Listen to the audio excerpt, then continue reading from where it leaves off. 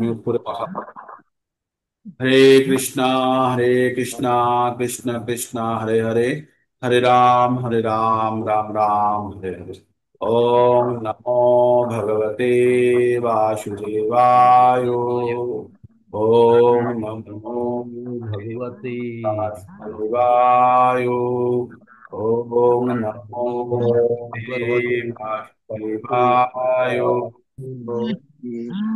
তো সকলকে অনেক অনেক ধন্যবাদ। আপনারা সবাই যখন ঘুমোই তখন আপনারা আপনারা পারমার্থিক কাজে, আপনারা আধ্যাত্মিক উন্নতির জন্য আপনারা চেষ্টায় মগ্ন। ভগবানের স্মরণ করার জন্য, ভগবানের সান্নিধ্য পাওয়ার জন্য, ভগবানের আশীর্বাদ পাওয়ার জন্য সবারই সংগ্রাম। আর ভগবান অত্যন্ত খুশি হন যখন তার ভক্তরা ভগবানের নাম গান করেন। ভগবানের, আচ্ছা আমি মিউট করে দিচ্ছি। একটা গৌরী মাতাজির মধ্যে কিছু প্রবলেম আছে, সবসময় ওখান থেকে একটা নয়েজ আসে। আর যখন প্রয়োজন হবে আনমিউট করে কথা বলতে পারবেন। হরে কৃষ্ণা, হরে কৃষ্ণা, কৃষ্ণ কৃষ্ণ হরে হরে, হরে রাম। তো আমরা কি করছি? আমরা ভগবত গীতা পঠন করছি। ভগবত গীতা খুব ইন্টারেস্টিং জায়গায় এসে পৌঁছে গেছে। ভগবত গীতার সমস্ত জায়গাটাই ইন্টারেস্টিং, কিন্তু আমাদের দুর্ভাগ্য আমরা বুঝতে পারি না। তাই আমাদের ইন্টারেস্ট এরিয়াটা কম হয়। তবুও যেখানে আমরা আমাদের সাধারণ লঘু বুদ্ধি দিয়ে যে জায়গাগুলো বুঝতে পারি, সেই জায়গাগুলো নিশ্চয়ই আমাদের ভালো লাগবে। আর আমরা ভগবত গীতা কি, ভগবত গীতা ভগবানের মুখনিসৃত বাণী। তাই ভগবত গীতা আর ভগবানের বাণীর মধ্যে কোনো পার্থক্য নেই। ভগবানের বাণী আর ভগবানের মধ্যে পার্থক্য নেই। সুতরাং ভগবত গীতা স্বয়ং ভগবান গ্রন্থ রূপে আমাদের কাছে উপস্থিত। তাই ভগবত গীতা যেন কোনো রকম মর্যাদা বা আহ শ্রদ্ধার অভাব না হয়। ঠিক।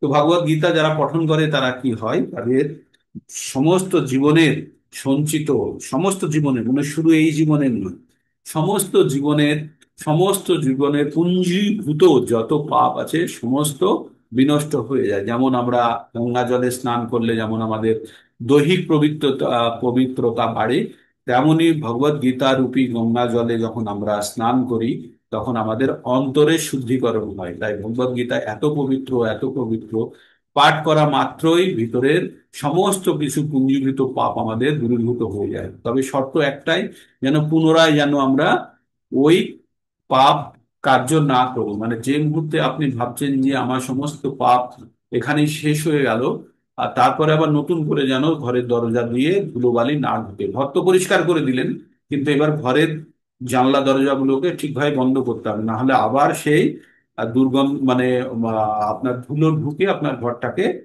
নোংরা করে দেবে। তো তেমনি আমাদের মনের যে ইন্দ্রিয় সুখ ভোগ বা অন্যান্য যেগুলো আমরা বাইরের থেকে যে সমস্ত জিনিসগুলো আমরা গ্রহণ করি, আমাদের ভিতরে প্রবেশ করে আমাদের চিত্তকে আহ কলুষিত করে, সেই সমস্ত কার্যকলাপ থেকে আমাদেরকে দূরে থাকতে হবে। তার মানে ঘর পরিষ্কার রাখতে গেলে দুটো কাজ করতে হয়। এক তো ঘরের ভিতরের নোংরা প্রতিদিন নিয়মিত পরিষ্কার করতে হবে, যেটা আমরা ভগবানের নাম জপের মাধ্যমে করি। আর দুই হচ্ছে আমাদের ইন্দ্রিয়গুলিকে সংযত রাখতে হবে, যেন বাইরের কোনো ধুলোবালি যেন আমাদের ঘরে প্রবেশ করতে না পারে। সেজন্য আমরা জানলা বন্ধ বন্ধ করে রাখি।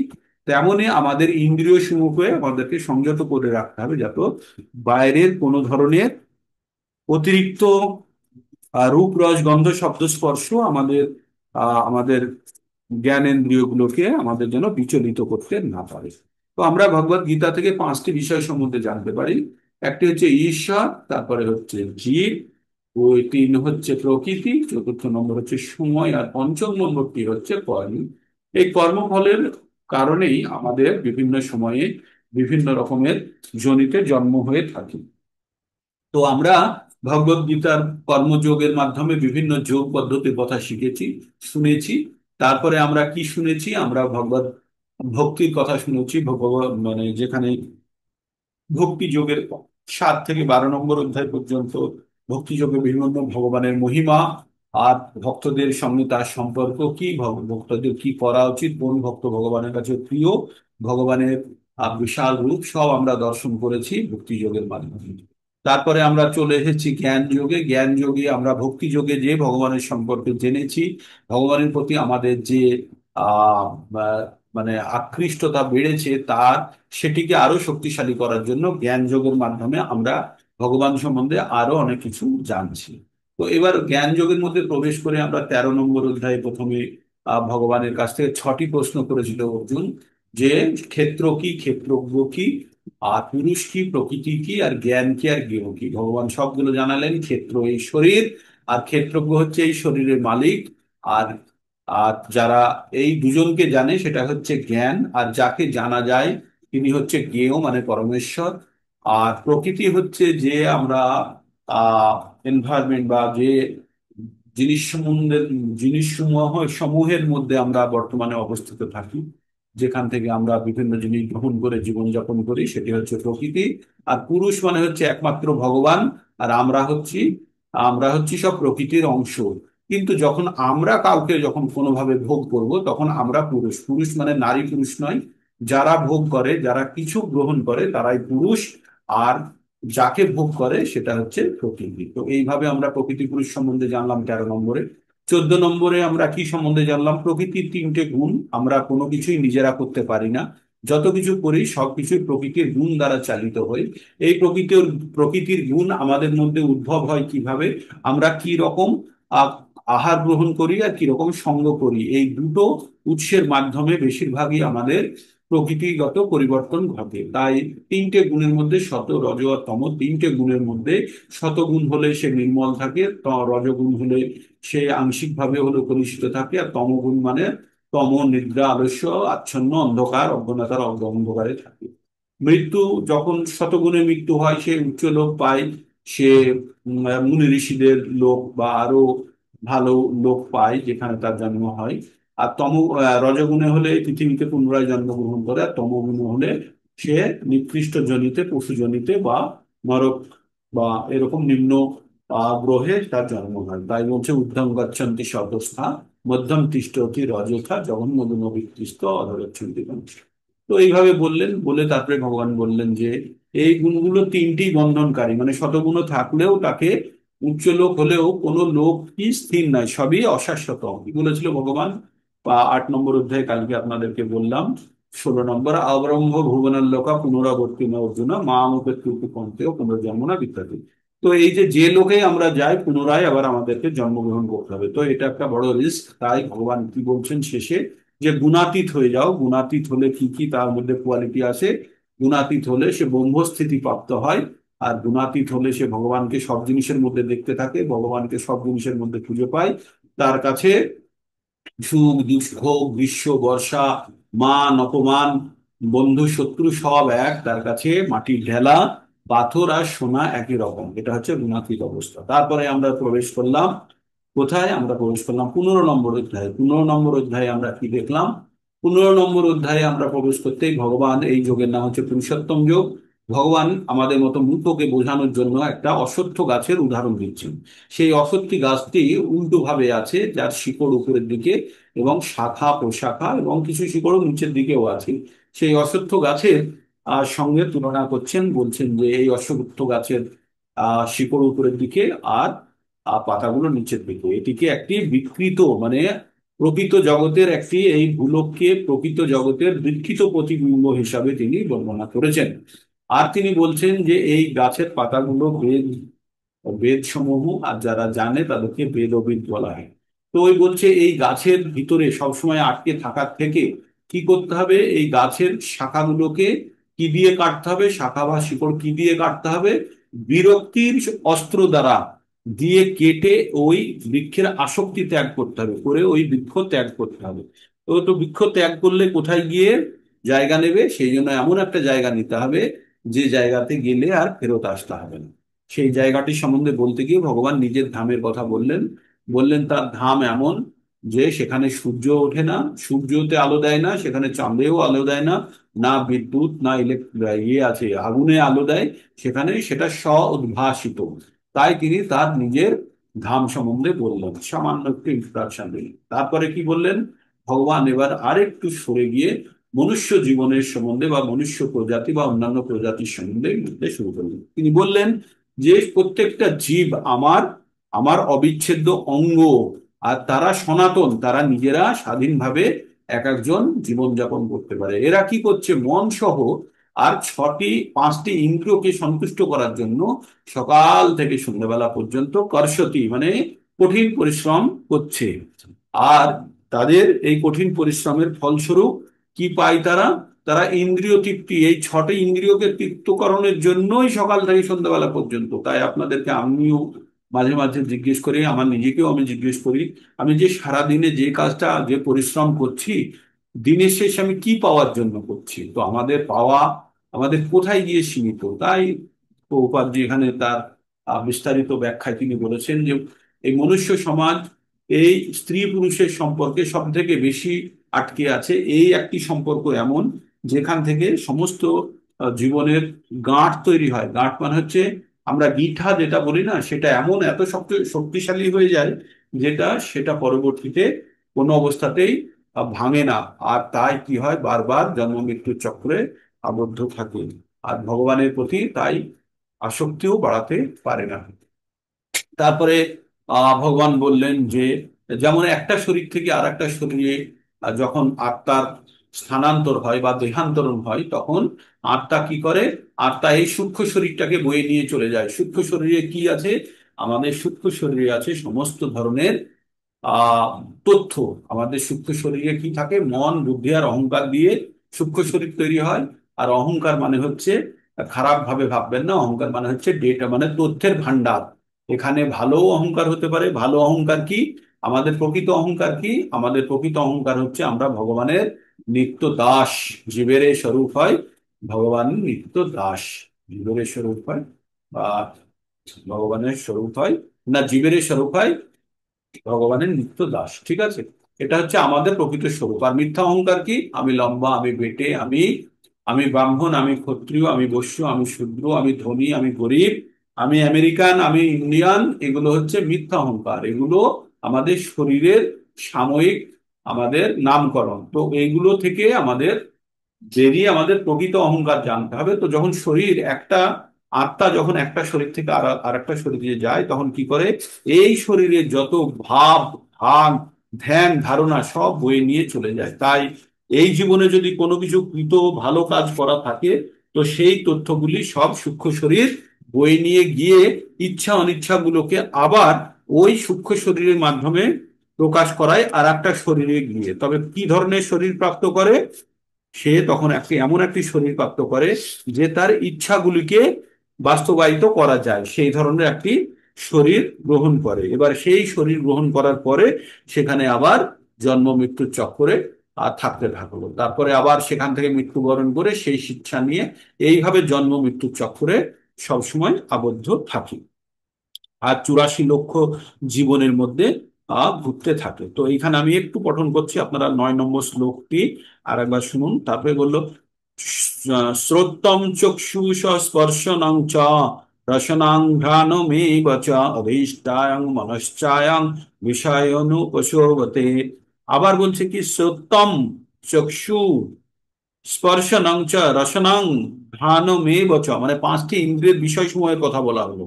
কর্ণ, নাসিকা, চক্ষু, কর্ণ, নাসিকা, জিহ্বা, ত্বক। তার যে বিষয়সমূহ কি? শব্দ, গন্ধ, স্পর্শ, রস ও রূপ। তো এই পাঁচটি জিনিস আমরা পাঁচটি ইন্দ্রিয় দিয়ে আমরা এটাকে বুঝতে পারি। আর তখন এই যে আমার ইচ্ছার মধ্যে এইগুলোকে ভোগ করার ইচ্ছা, সেই জন্য এই ধরনের ইচ্ছাগুলো যে জায়গায় ফিট হবে সেই রকম একটি শরীর আমাকে প্রদান করে কি করে, যে ওইগুলোকে আশ্রয় করে আবার ইন্দ্রিয় ভোগ করার ইচ্ছা প্রকাশ করে এবং ভোগ করে। পক্ষান্তরে বলা যায়, জীব যদি চেতনাকে কুকুর বেড়ালের মতো প্রবৃত্তির দ্বারা কলুষিত করে তোলে, তাহলে পরবর্তী জীবনে সে কুকুর বা বিড়ালের মতো দেহপ্রাপ্ত হয়, তাদের মতো দেহ সুখ ভোগ করে। চেতনা মূলত জলের মতো নির্মল, কিন্তু চেতনার সঙ্গে যদি কোনো রং মেশানো হয় তাহলে রঙিন হয়ে যায়। অনুরূপ ভাবে চেতনা নির্মল, কিন্তু আত্মা পবিত্র, কিন্তু জড় প্রকৃতির সংস্পর্শে, জড় প্রকৃতি গুণের সংস্রবে আসার ফলে চেতনা পরিবর্তিত হয়। প্রকৃত চেতনা হচ্ছে কৃষ্ণ চেতনা। কেউ যখন কৃষ্ণ চেতনায় অধিষ্ঠিত হন, তখন তার পবিত্র জীবনে অবস্থান করেন। কিন্তু নানা রকম জাগতিক মনোবৃত্তির দ্বারা চেতনা যদি কলুষিত হয়ে পড়ে, তখন পরবর্তী জীবনে তদ অনুরূপ দেহ প্রাপ্ত হয়। তখন পুনরায় মনুষ্য দেহ পাওয়া যাবে তার কোনো নিশ্চয়তা নেই। এটা বড় গ্যারান্টির কথা লাগিয়ে দিয়েছে বিবেচনার জন্য শ্লোকপদ বলছে যে পরবর্তী জীবন যে মনুষ্য জীবনই পাবো তার কোনো মানে নেই। কারণ আমাদের যদি চেতনা যদি আমাদের কলুষিত থাকে, আমাদের যদি ইন্দ্রিয় ভোগের যদি চেতনা খুব শক্তিশালী থাকে, তাহলে কিন্তু যে ধরনের ইন্দ্রিয় ভোগের চেতনা আছে সেই ধরনের শরীর পরবর্তীতে প্রাপ্ত হবে। কারণ আর এখানে 84 লক্ষ প্রকারের জামা আছে। যে ধরনের আপনি অফিসে যেতে চান সেই ধরনের জামা বর্তমান, যদি জলে কেউ সাঁতার কাটতে চায় সুইমিং স্যুট আছে। তার মানে আমরা যদি কোনো শপিং মলে ঢুকি, ঢুকে সেখানে বিভিন্ন ধরনের জামা রাখা আছে। আর ওই জামাগুলি আমরা আমাদের প্রয়োজন অনুযায়ী কিনবো, তাই না? পরবো বলে যদি বাড়িতে পরার জন্য নিই তাহলে সাধারণ জামা নেব, যদি অফিসের জন্য হয় কোট প্যান্ট টাই নেব, আর যদি সাঁতার কাটতে চাই সুইমিং স্যুট নেব, বা যদি আকাশে উঠতে চাই তাহলে প্যারাশুট টাইপের কিছু একটা নেব। তো এই ধরনের জিনিসগুলো আমরা শপিং মল থেকে বা যে কোনো দোকান থেকে আমরা কিনবো আমার প্রয়োজন অনুযায়ী। তো তেমনই বলছে মৃত্যুর সময় যেমন আমরা ইচ্ছা বহন করি, সেই রকম ইচ্ছার পোশাক পোশাক রূপী শরীর আমরা পরবর্তীতে প্রাপ্ত করব। তো খুব সাবধান, আমাদের মনের মধ্যে যদি কোনো ধরনের ইচ্ছা, এমন কোনো ইচ্ছা থেকে থাকে যাতে আমাদের মানব জীবন থেকে পতিত করতে পারে, সেই সমস্ত ইচ্ছা থেকে বর্জিত হতে হবে। আর কোনো ইচ্ছাই যেন আমাদের মধ্যে প্রবলভাবে না থাকে, একমাত্র ঈশ্বর চেতনা ছাড়া। তাই জ্ঞান লাভের এই যে জ্ঞান যোগের মাধ্যমে আমরা এই জ্ঞানগুলোই প্রাপ্ত করছি। কি জ্ঞান? যে আমরা যদি কোনো রকমের ভগবান চেতনা ছাড়া অন্য কোনো চেতনার মধ্যে থাকি, তাহলে কিন্তু আমাদের বিষম পরিস্থিতির সম্মুখীন হতে হবে। তারপরে 10 নম্বর শ্লোকে কি বলছেন ভগবান? উৎক্রামান্তং স্থিতং বাপি ভুঞ্জানাং বা গুণান্বিতম বিমূঢ়া নানু পশ্যন্তি পশ্যন্তি জ্ঞান চক্ষুষা। কি বললেন? উৎক্রমান্তং স্থিতং ব্যাপী ভুঞ্জনং ভুঞ্জনং বা গুণান্বিতং বিমূঢ়া নানু পশ্যন্তি পশ্যন্তি জ্ঞান চক্ষুষা। কি বললেন ভগবান?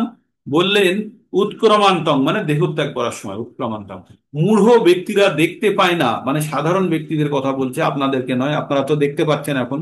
মূঢ় ব্যক্তিরা দেখতে পায় না কিভাবে জীব দেহত্যাগ করে অথবা প্রকৃতির গুণ দ্বারা প্রভাবিত হয়ে পরবর্তী দেহ সে উপভোগ করে। কিন্তু জ্ঞান চক্ষু বিশিষ্ট যারা এই তথ্য জেনে গেছে, এই এই ফর্মুলা জেনে গেছে, তারা এই ব্যক্তি বা জ্ঞানচক্ষু বিশিষ্ট ব্যক্তিগণ এই সমস্ত সব কিছুই দেখতে পান। কারা দেখতে পান? কারা? তাহলে আপনারা যারা এই জ্ঞান অর্জন করেছেন যে আমরা মৃত্যুর সময় যে ধরনের ভাবনা চিন্তা নিয়ে আমরা মৃত্যুবরণ করব, সেই ধরনের শরীর অবশ্যম্ভাবী আমাদের পেতেই হবে। এটা কারা জানতে পারে? এটা জানতে পারে যাদের মধ্যে জ্ঞান চক্ষু খুলেছে। জ্ঞান চক্ষু মানে, একটা ছোট উদাহরণ দিয়ে বলি, মনে করুন আপনার অফিসে কম্পিউটার লাগানো আছে, ঠিক? কম্পিউটার লাগানো আছে, আপনি কম্পিউটারে সবকিছু জানেন। আর ওখানে আপনার একটা ছেলে কাজ করছে, জুনিয়র। ও বলল যে ফট করে আপনার কাছে, আপনি বাড়িতে আছেন, অফিস ছেড়ে চলে আসছেন, সে অন্য শিফটে কাজ করছে। ও বলল, স্যার এই প্রবলেম হয়েছে, এখন আমার কম্পিউটার চলছে না। তখন আপনি ফোনে তাকে কি জিজ্ঞেস করবেন? আর তুমি কি দেখতে পাচ্ছ ডিসপ্লেতে, তাই না? তখন ও ওর চোখ দিয়ে দেখার চেষ্টা করবে। কার? ওই যে যে ছেলেটি বা যে ভদ্রলোক ওখান থেকে ফোন করছে ফোনের মাধ্যমে, তখন কি করব? সে ওর চোখ দিয়ে দেখবে কি কি জিনিসগুলো নিয়ে সে বিচার বুদ্ধি করে তাকে সে বলবে যে তুই এই কাজগুলো কর, তাহলে কম্পিউটার ঠিক হয়ে যাবে, তাই না? তো এইটাকে বলছে জ্ঞান চক্ষু। সে তো চোখ দিয়ে দেখতে পাচ্ছে না, কিন্তু জ্ঞানের দ্বারা সে সেই জিনিসটা দেখার চেষ্টা করছে। তাই ভগবান এখানে বলছেন যে এই যে যারা দেহত্যাগ করে একটা শরীর থেকে আর একটা শরীরে যায়, গিয়ে গুণের দ্বারা, প্রকৃতির গুণের দ্বারা প্রভাবিত হয়, এটা কিভাবে সে পরবর্তী দেহ উপভোগ করে, এগুলো সাধারণ ব্যক্তিরা জানতে পারে না। আপনাদের বাড়ির আশেপাশে প্রচুর ব্যক্তি আছে, আপনারা কাউকে জিজ্ঞেস করবেন তো যে মৃত্যুর পরে কি হয়, কেউ বলতে পারবে না। কারণ যদি তাদের জানা না থাকে কোথা থেকে বলতে পারবে? তাদের জ্ঞান চক্ষু নেই। কিন্তু যারা এই জ্ঞান অর্জন করেছে, যারা এবার ভাবতে শিখেছে যে এই শরীর ত্যাগ করে অন্য আর একটা শরীর আমি তেমনই পাবো, যা আমি ইচ্ছাগুলো বহন করছি, যে যে ভালো ইচ্ছা মন্দ ইচ্ছা যা বহন করছি, সেই ধরনেরই শরীর কিন্তু আমি প্রাপ্ত করব। তো আমাদের ভগবদ গীতা পঠনের উদ্দেশ্য কিন্তু কোনো অবস্থাতেই আমাদের শরীর প্রাপ্ত করার উদ্দেশ্য নয়। আমাদের উদ্দেশ্য হচ্ছে যে প্রকৃত জ্ঞান অর্জন করে ভগবানের সেবায় নিযুক্ত হয়ে ভগবানের চরম ধাম প্রাপ্ত করা, যেখানে গেলে পুনরায় আর ফিরে আসতে হবে না। ঠিক। তো আমরা, এটা হচ্ছে প্রকৃত জ্ঞান। আর অজ্ঞান কি?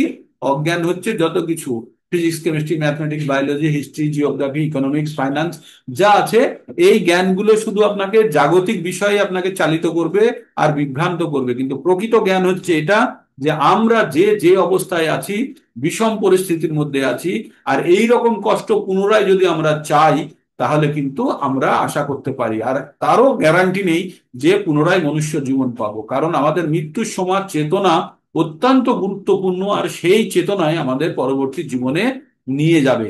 আর সেই পরবর্তী জীবনে নিয়ে গিয়ে সেখানে আবার বিভিন্ন ধরনের প্রকৃতির তিনটে গুণের সংস্পর্শে এসে আমাদের মধ্যে আবার অন্য ভালো বা মন্দ চেতনার বিকাশ হতে পারে। তো আমরা বলতে পারি না যে ভালো চেতনার বিকাশ হবে। এখনই সব থেকে ভালো চেতনার মধ্যে আমরা আছি, আর এই চেতনাকে আমাদের সম্পূর্ণভাবে ব্যবহার করে আমাদের কি করতে হবে? আমাদের এই জন্ম মৃত্যুর চক্র থেকে অব্যাহতি পেতে হবে। তারপরে এবার 11 নম্বরে ভগবান কি বলছে, তাহলে আমরা জ্ঞান চক্ষু দ্বারা, যাদের জ্ঞান হয়েছে তারা জ্ঞান চক্ষু দ্বারা এটা বুঝতে পারেন। তারপরে ভগবান কি বললেন? যতন্ত যোগিনশ্চ এনম পশ্যন্ত আত্মনবস্থিতঃ যতন্ত হি যতন্তয়পি কীর্তাত্মানো নৈনং পশ্যন্ত চেতসা। ওই যারা কি বলছে, আত্মজ্ঞানে অধিষ্ঠিত যত্নশীল যোগীগণ এই তত্ত্ব দর্শন করতে পারেন, কিন্তু আত্মজ্ঞান রহিত বিবেকহীন যত্নপরায়ণ হলেও এই তত্ত্ব অবগত করতে পারেনি। কাদের কথা বললো এখানে?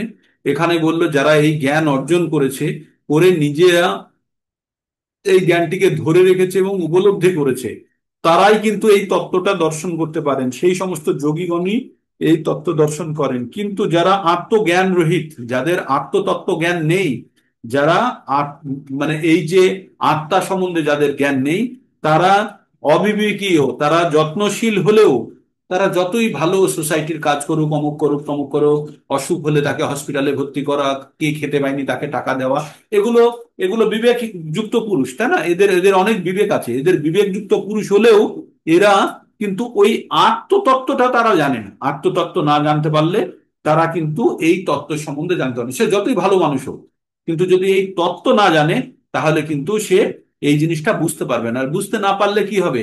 যে একটা বাচ্চা, সে ভাবছে আমি তো বাবার খুব ভালো কাজ করছি, কিন্তু সে জানে না যে সে ওই পেন দিয়ে যে আঁকিবুকি করছে, ভাবছে বাবাকে বুঝি হেল্প করছে, কিন্তু না, সে খাতাটা নষ্ট করছে। একটা রাজা ছিল, রাজার একটা খুব বিশ্বস্ত একটা বানর ছিল না, সে রাজাকে সব দিক থেকে রক্ষা করতো, গল্পটা আপনারা জানেন। এবার রাজার কাছে যাকে তাকে আসতে দিত না। এবার রাজা ঘুমোচ্ছে, ঘুমোচ্ছে, আর রাজাকে একটা মাছি এসে বারে বারে ডিস্টার্ব করছে, তাই না? তো বারে বারে তাড়ানোর চেষ্টা করছে বানরটি, যাতে রাজা মশাইয়ের কোনো রকমের কোনো ইয়ে না হয়, ডিস্টারবেন্স না হয় ঘুমে। কিন্তু কিছুতেই মাছি শুনছে না, বারে বারে মাছি চলে এসছে। এবার কি করেছে, একটা তরবারি নিয়ে এসছে, রাজার উপরে যখন মাছি বসেছিল, জোরে মাছিটাকে কোপ দিয়েছে। আর মাছি তো উড়ে গেছে, রাজা মারা গেছে। ঠিক। তো এই যে বানর, বানর কি করতে গেছিল? রাজাকে হত্যা করতে গেছিল না, রাজাকে মাছি থেকে, মাছিটাকে হত্যা করতে গেছিল, কিন্তু রাজা হত্যা হয়ে গেছে। তো এই যে বিবেকহীন পুরুষরা অনেক সময় ভাবে যে আমি সমাজের জন্য কাজ করছি, আমি এর ভালোর জন্য করছি, কিন্তু সেই ভালোটা কতখানি প্রকৃতপক্ষে ভালো সেটা তাদের জ্ঞান নেই, তাই না?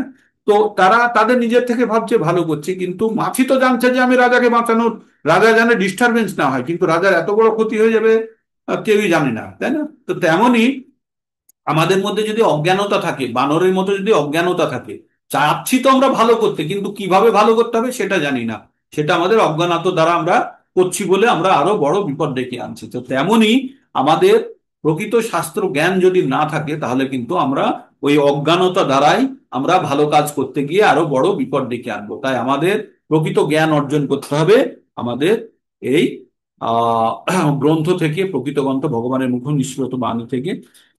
তারপরে এবার আমাদের এবার ভগবানের আরেকটু সম্বন্ধে, ভগবান মাঝে মাঝে তার মহিমা সম্বন্ধে আবার ভগবান বলছেন। আবার এখানে বলছেন, ভগবান কি বলছেন?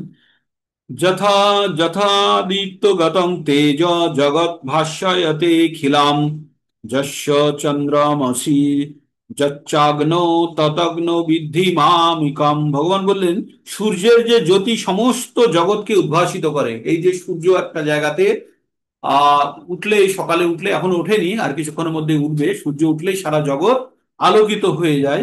চন্দ্র ও অগ্নির যে জ্যোতি সে সবই আমার তেজ, মানে যত কিছু, এই যে আগুন আমরা যে জ্বালাই, জ্বালিয়ে যে গ্যাস জ্বালিয়ে আগুন হয় বা কাঠ জ্বালিয়ে আগুন হয়, ভগবান বলছে এই শক্তি আমারই দেওয়া, আমারই দেওয়া। সূর্যের শক্তি, চন্দ্রের শক্তি বা আগুন জ্বালায়, এগুলো সব আমারই দেওয়া। ভগবান তাই বললেন যারা নির্বোধ, তারা বুঝতে পারে না যে সব কিছু কিভাবে ঘটছে, ভগবান এখানে ব্যাখ্যা করেছেন, তা উপলব্ধি করার মাধ্যমে যথার্থ জ্ঞানের সূচনা হয়। চন্দ্র, সূর্য, অগ্নি, বৈদ্যুতিক সকল শক্তি আমরা দেখতে পাই।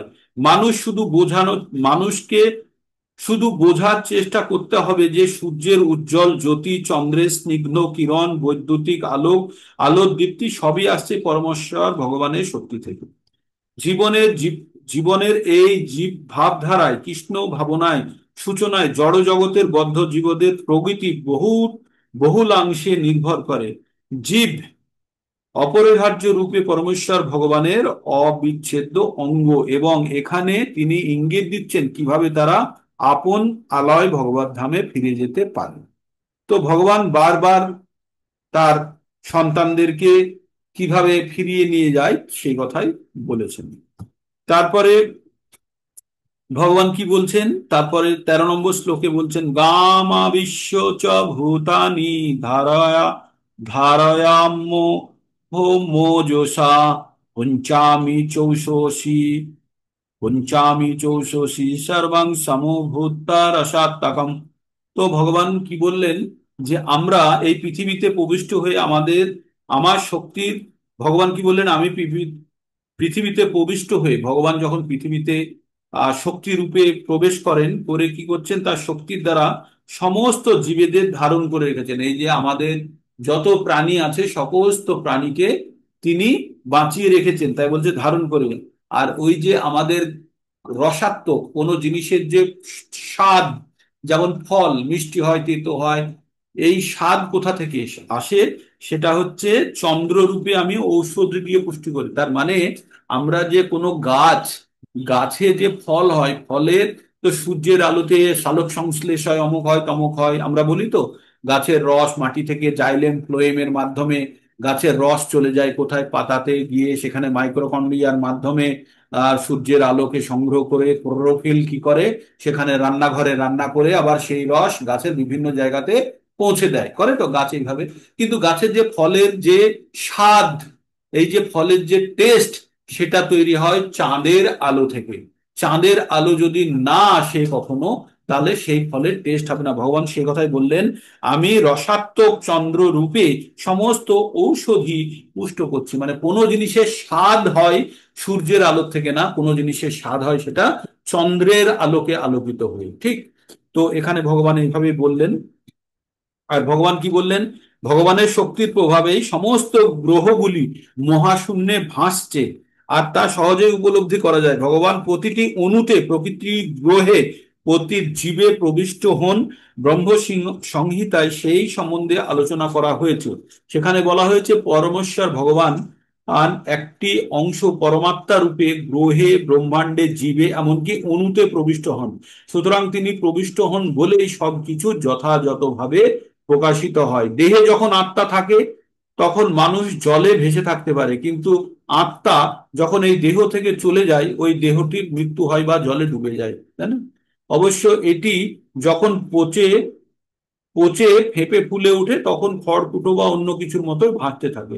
কিন্তু যে মুহূর্তে মানুষটির মৃত্যু হয় তৎক্ষণাৎ জলে ডুবে যায়। তেমনই সমস্ত গ্রহ গুলি মহাশূন্যে ভাসছে, তা সম্ভব হচ্ছে পরমেশ্বর ভগবানের পরম শক্তি তাতে প্রবিষ্ট আছে বলে। তার শক্তি সমস্ত গ্রহগুলিকে এক মুঠো ধূলিকণার মতো ধারণ করে আছে। যদি কেউ এক মুঠো ধূলিকণা ধরে থাকে তাহলে সেই ধূলিকণা পড়ে যাওয়ার সম্ভাবনা থাকে না, কিন্তু কেউ যদি ওই ধূলিকণাগুলোকে বায়ুর মধ্যে নিক্ষেপ করে তবে তা পড়ে যাবে। তেমনি মহাশূন্যে ভাসমান এই সমস্ত গ্রহগুলি প্রকৃতপক্ষে পরমেশ্বরের বিশ্বরূপের মুষ্টিতে স্থিত।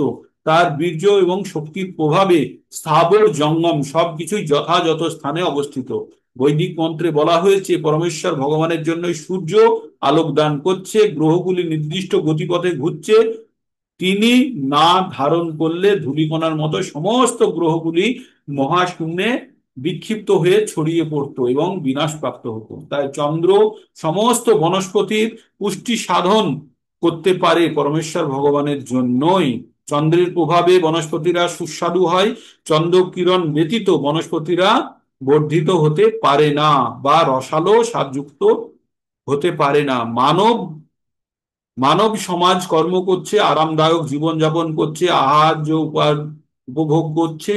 পরমেশ্বর ভগবান সেগুলি সরবরাহ করছেন বলেই, তা না হলে মানুষ বাঁচতে পারে না। রসাত্মক কথাটি অত্যন্ত তাৎপর্যপূর্ণ। পরমেশ্বর ভগবানের প্রতিনিধি স্বরূপ চন্দ্রের প্রভাবে সবকিছুই সুস্বাদু হয়ে ওঠে। তো আমাদের জানতে হবে ভগবানের শক্তি, কারণ আমাদের আমাদের এবার বিশ্বাস হচ্ছে না ভগবান কোথায় ধরে আছে, দেখতে পাচ্ছি না তো, তাই না? আমাদের, কারণ আমাদের বিশ্বাস শক্তি তৈরি করার জন্য যে জ্ঞানের প্রয়োজন, যথেষ্ট পরিমাণে জ্ঞান নেই। কেমনটা, যেমন আকাশ দিয়ে একটা এরোপ্লেন যখন উড়ে যায়, তখন যে কোনোদিন প্লেনে চাপেনি বা প্লেনের বড় অবস্থা দেখেনি, সে, তাকে যদি বলা হয় যে এই প্লেনের মধ্যে না এখন 186 জন লোক বসে যাচ্ছে, ওর ভিতরে টিভি লাগানো আছে, টয়লেট আছে, খাবার পাওয়া যায়, বসে ঘুমানো যায়, শোয়া যায়, তখন সে কি বলবে এই দুহাত প্লেনটা আমরা যেটা দেখতে পাচ্ছি এর মধ্যে সব আছে? ফালতু মিথ্যা কথা বলার জায়গা পায়নি, কারণ তার জ্ঞানের সীমা সীমিত। তো আমরা কোনো জিনিসকে যখন আমরা বিচার করার চেষ্টা করি, আমরা আমাদের আমাদের বর্তমানে যে জ্ঞান আছে সেই জ্ঞানের ভাবনা চিন্তা দ্বারা, সেই জ্ঞানের পরিসীমা দ্বারা আমরা মাপার চেষ্টা করি। তো সেই জন্যই আমরা অনেক জিনিস বুঝতে পারি না। তো ধীরে ধীরে আমরা এগুলো বুঝবো যখন আমরা জ্ঞান অর্জন করব। তারপরে 14 নম্বরে ভগবান কি বলছেন? অহম বশ্য নারভূতা প্রাণিনাং দেহমাশ্রিতাঃ প্রাণা প্রাণা প্রাণ সমাযুক্ত পচ্চাহম পচ্চান পচ্চাম্মনং চতুর্বিধম। কি বলেন? অহম বশ্য নরভূতা প্রাণিনাং দেহমাশ্রিতাঃ প্রাণা প্রাণ প্রাণ প্রাণ সমাযুক্ত পচ্চান্নমং চতুর্বিধম। ভগবান কি বললেন? আমি প্রাণীদের, আমাদের শরীরে একটা জঠর অগ্নি বলে একটা কথা আছে। জঠর অগ্নি মানে আমাদের পেটের মধ্যে খাবার হজম হয় কিভাবে, এই যে হজম হওয়ার জন্য যে ভগবান শক্তি দিয়েছেন আমাদের, যে সেটা বলছে, ভগবান বলছে আমার শক্তি দ্বারা। ভগবান কি বলছে? আমি জঠর অগ্নি রূপে প্রাণীদের দেহে আশ্রয় করে তাদের প্রাণ ও অপান বায়ুর সংযোগে 4 প্রকারের খাদ্য আমরা পরিপাক করি। 4 প্রকারের খাদ্যকে কি কি? চর্বচস্য লেহ্য পেয়। চর্বচস্য লেহ্য মানে যেগুলো চুষে খায়, চিবিয়ে খায়, চেটে খায়, আর যেগুলো পান করে, এই ধরনের 4 ধরনের খাদ্য আমি আমি নিজে হজম করাই। কিভাবে হজম করাই? আমাদের যে স্টোমাক বা জঠরে এক ধরনের অগ্নি আছে, দেখুন না, যে কোনো জিনিস থেকে শক্তি পেতে গেলে তাকে জ্বালাতে হয়, তাকে পোড়াতে হয়, তবেই তো তার থেকে শক্তি পাওয়া যায়। যেমন ডিজেল, কেরোসিন এগুলো পুড়ে গাড়ি চলে, বা পেট্রোল পুড়ে গাড়ি চলে, তেমনি এই খাদ্যগুলোকে পোড়ানো হয় আমাদের আমাদের স্টোমাকে। আমাদের আমাদের স্টোমাকে কি বলে? আমাদের জঠরে, আমাদের জঠরে এগুলোকে জ্বালানো হয় কি দিয়ে? জঠর অগ্নি দ্বারা। দিয়ে খাদ্যকে বিশ্লেষণ করে যে শক্তি হয় আমাদের শরীরে প্রবাহিত হয়। তাই ভগবান বলছে যে জঠর অগ্নি রূপে প্রাণীদের দেহে আশ্রয় করে পান প্রাণ ও অপান বায়ু সহযোগে 4 প্রকার খাদ্যকে ভগবান পরিপাক করান। তার মানে আমাদের দেহে যদি ভগবানের উপস্থিতি না থাকে, তাহলে এই মৃত ব্যক্তিকে যতই খাওয়ান সে কিন্তু হজম করতে পারবে না, কারণ তার মধ্যে প্রাণের অস্তিত্ব নেই।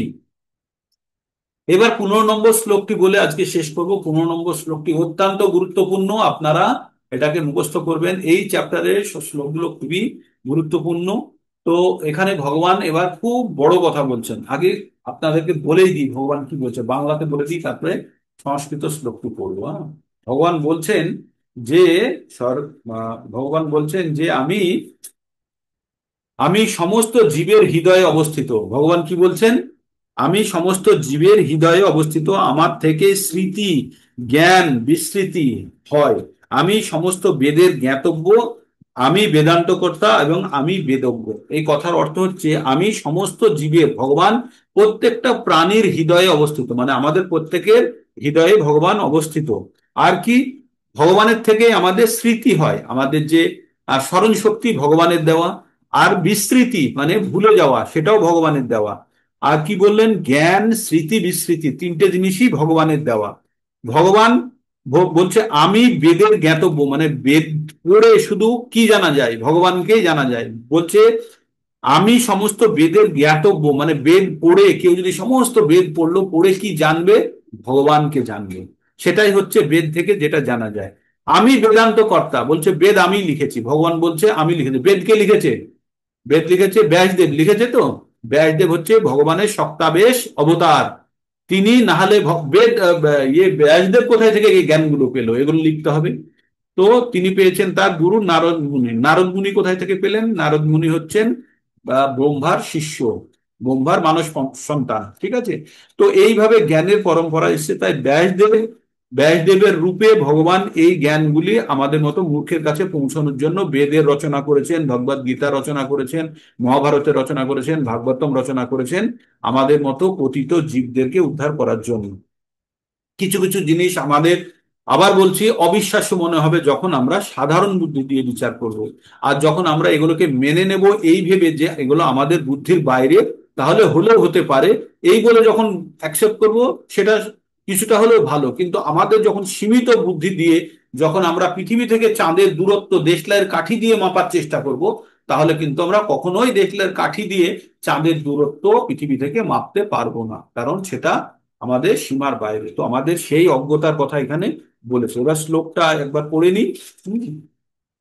শ্লোকটি এমন আছে, সর্বস্য চাং হৃদি সন্নিবিষ্ট মত্ত স্মৃতির জ্ঞানম অপহনং চ বেদেশ্চ সর্বে অহমেব বেদ্য বেদান্ত কৃত বেদ বিদেবী চাহম চাহম সর্বস্য চাহম হৃদি সন্নিবিষ্ট মত্ত স্মৃতির জ্ঞানম অপহনং চ বেদেশ্চ সর্বে অহমেব বেদ্য বেদান্ত কৃত বেদ বিদেব চা আহম। তো ভগবান কি বললেন? সর্বস্ব চ অহং, সব জায়গাতে স অহং, হৃদি, প্রত্যেকটা প্রাণীর হৃদি সন্নিবিষ্ট, হৃদয়ের মধ্যে বসে আছি। মত্ত মানে স্মৃতির জ্ঞানং অপহরণং চ, মানে আমি স্মৃতি দিই, জ্ঞান দিই এবং ভুলে যাওয়ার ক্ষমতাও দিই। বেদেশ্চ সর্বে রামেব বৈদ্য, মানে সমস্ত বেদ পড়ে শুধু আমাকেই জানা যাবে। কাকে? ভগবানকেই জানা যাবে। বেদান্ত কৃত বেদ বিদেবী চাহম, মানে এই বেদের রচনাকর্তা আমি। তো ভগবান কি বললেন? যে বেদ পড়ে কি জানা যাবে? তাহলে তাহলে ভগবানকে জানাবে। তাহলে আপনারা যদি কেউ যদি ভগবানকে জেনে যান, তাহলে বেদের যত কিছু জ্ঞান আছে সেই জ্ঞানটার তার থেকেও বেশি। তাই আমরা একবার পড়েছিলাম, জাবান অর্থ উদাপানে সর্বত সম্প্লুতোদকে তাবাং সর্বেষু বেদেষু ব্রহ্মণস্য বীজানত, 2-44 নম্বর শ্লোকে পড়েছিলাম যে ছোট জলাশয়ে যে কাজ হয় সেই কাজ বড় জলাশয়েও হয়ে যায়। তাই ভগবানকে যদি কেউ জেনে যায় তাহলে বেদ পড়ার দরকার নেই। তাই এখানেও আবার বলছে যে বেদেশ্চ সর্বে অহমেব বেদ্য, মানে বেদ পড়ে শুধু আমাকেই জানা যাবে। কেউ যদি বেদ পড়ে ভগবানকে না জানতে পারে তাহলে তার বেদ পড়া বৃথা। অথবা কেউ যদি ভগবানকে সম্পূর্ণরূপে জেনে গেছে, তাহলে তার বেদ পড়ার প্রয়োজনই নেই। সে বেদের যত জ্ঞান আছে সে এমনি সে জ্ঞান পেয়ে গেছে। ঠিক, আর বেদের রচয়িতা আমাকেই জানবে, আমি বেদের রচয়ন কর্তা, রচয়িতা। তো তারপরে বললেন, ভগবান এই কথা বললেন। তো ভগবান পরমাত্মা রূপে সকলের হৃদয়ে বিরাজ করেন এবং তার থেকেই সমস্ত কর্মের সূচনা হয়। জীব তার পূর্ববর্তী জীবনের সব কথা ভুলে যায়, কিন্তু তাকে সমস্ত কর্মের সাক্ষী স্বরূপ পরমেশ্বর নির্দেশ অনুসারে কর্ম করে যেতে হয়। তাই পূর্বকৃত কর্ম অনুসারে সে কর্ম করতে থাকে। সেই জন্য তাকে প্রয়োজনীয় যোগ্য প্রয়োজনীয় জ্ঞান দান করা হয়, স্মৃতি দান করা হয়, এবং সে তার পূর্ববর্তী জীবনও বিস্তৃত হয়। এইভাবে ভগবানের কেবল সর্বব্যাপ্তই নয়, তিনি প্রতিটি জীবের অন্তরে বিরাজমান। তিনি নানা রকম কর্মফল দান করেন এবং নির্বিশেষ ব্রহ্ম রূপে পরমেশ্বর হৃদয়ে ভগবান রূপে বা হৃদয়ে অবস্থিত পরমাত্মাই কেবল আরাধ্য নন, বেদের অবতার রূপেও তিনি আরাধ্য। বেদ মানুষকে সঠিক নির্দেশ প্রদান করে যাতে তারা যথাযথভাবে জীবন গড়ে তুলতে পারে এবং প্রকৃত আলয়ে বা ভগবত ধামে ফিরে যেতে পারে। এইটা হচ্ছে পাকা কথা। যে আমাদের এত কিছু, যত কিছু বেদের জ্ঞান, ভগবান জানা, ভগবান ভক্তি হবে অহৈতুকী, অপ্রতিহত, মানে কোনো কারণ ছাড়াই, আর খুব প্রকৃত অর্থে ভগবানের সব সময় আহ অ মানে কি বলছে, অপ্রতিহত মানে হচ্ছে সেটা বিরামহীন, কন্টিনিউয়াস, যেটাকে আমরা ইংরেজিতে বলি, বিরামহীন অবস্থায় ভগবানের স্মৃতিতে ভগবানকে রাখতে হবে, তবেই আমরা এই জন্ম মৃত্যুর চক্র থেকে, এই বদ্ধ জীবন থেকে আমরা বেরোতে পারবো। তাই বলছে যে বদ্ধ জীবেদের উদ্ধারের জন্য তিনি তাদের খাদ্যদ্রব্যেরও সরবরাহকারী, পচনকারী, কর্মের সাক্ষী, বেদ রূপে জ্ঞান প্রদাতা, পরমেশ্বর ভগবান কৃষ্ণ রূপে ভগবদ গীতার শিক্ষক, তিনি বদ্ধ জীবেদের আরাধ্য। এইভাবেই ভগবান সর্বমঙ্গলময় এবং তিনি পরম দয়াময়। তো এই ছিল আজকের আহ পঠন। 15 নম্বর আহ শ্লোক পর্যন্ত পঠন করলাম, আর 4টে শ্লোক থাকলেও 20টি শ্লোক আছে এই অধ্যায়ে, বেশি শ্লোক আর নেই। তো কালকে এগুলো হয়ে যাবে, তারপরে আবার নতুন আমরা অধ্যায়ের দিকে পৌঁছবো। আর ওইদিকে আমাদের 16 দিনের, কত, 18 দিনের 1890 হতে হতে এই ভগবদ গীতা আপনাদের মোটামুটি শেষ হয়ে যাবে, তাই তো? তাহলে সকলকে নিয়ে আবার নতুন ভাবে আবার প্রথম থেকে শুরু করা যাবে, আর একটা রিভিশন দেবো, তারপরে অন্যান্য গ্রন্থ পঠন করার চেষ্টা করবো। তাহলে আপনাদের যে স্মৃতিতে যেগুলো বিস্মৃতি হয়েছে সেগুলো মিশে যাবে। তবু হ্যান্ড রেজ করছেন, বলার চেষ্টা করুন, আর সবাই একবার ক্যামেরা অন করুন, একটা স্ন্যাপ নিয়ে নিয়ে অ্যাটেন্ডেন্স হয়ে যাক, যারা যারা অঙ্ক করবেন। বলুন। উৎক্রামন্তং, যে ওই 10 নম্বর শ্লোকটা বললে না, একটু পুনরায় একটু বললে ভালো হতো। 10 নম্বর। উৎক্রামন্তং মানেটা, হ্যাঁ, উৎক্রামন্তং স্থিতং বাপ্তি ভুঞ্জানাং। হ্যাঁ, উৎক্রমন্তং স্থিতং ব্যাপী জ্ঞানিনাং ব্যাপী ভুঞ্জানাং বা গুণান্বিতাং বিমূঢ়া নানু পশ্যন্তি পশ্যন্তি জ্ঞানী চক্ষুষা। যেন চক্ষু, মানে আমরা উৎক্রান্ত মানে যাদের কি? উচিত হয়েছে তারাই শুধু এই দেহান্তরের প্রক্রিয়াটা বুঝতে পারে, বাকিরা কিছু কেউ বুঝতে পারে না। এই যে একটা শরীর থেকে আর একটা শরীরে আত্মা চলে যায় এই জীবনের ধ্যান ধারণা সবগুলো বয়ে নিয়ে, সেটা কারা জানতে পারে? এটা শুধু জ্ঞানী ব্যক্তিরা, যাদের জ্ঞান চক্ষু খুলেছে, যাদের জ্ঞান চক্ষু খুলেছে এই জ্ঞানের দ্বারা, তারাই জানতে পারে। তার উদাহরণ দিয়ে বললাম, অফিসের কম্পিউটার খারাপ হয়েছে, তো আপনি বাড়ি থেকে কি করে বুঝবেন কি খারাপ হয়েছে?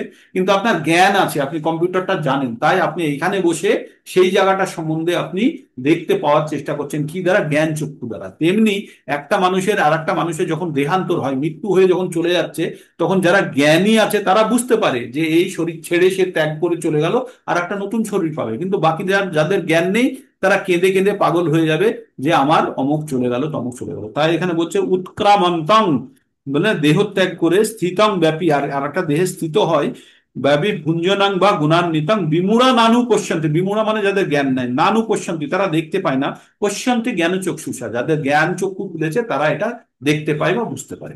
ঠিক আছে প্রভু, হরে হরে কৃষ্ণ। হরে ঠিক আর আছে। কারো কিছু বলার আছে? যদি বলার থাকে বলতে পারেন। একটা স্ন্যাপ হয়ে যাক অ্যাটেন্ডেন্স টাইম। আর কারো কিছু? পুরো জ্ঞানের চ্যাপ্টার চলছে আপনাদের, পুরো জ্ঞান। আর এই জ্ঞান একদম পবিত্র এবং একদম পিওর, খাঁটি জ্ঞান, এর মধ্যে কোনো ইম্পিউরিটি নেই, কোনো রকমের ইম্পিউরিটি নেই। ঠিক, এই তো এই জ্ঞানের উপরে ভরসা করেই আমরা পরবর্তী ধাপ এগোতে থাকবো। ঠিক আছে, তাহলে আজ এখানেই থাকুক। কাল কারো যদি কিছু বলার থাকে বলতে পারেন, না হলে এখানেই শেষ করি আজকের মতো। হরে কৃষ্ণা কৃষ্ণা কৃষ্ণ কৃষ্ণ হরে হরে,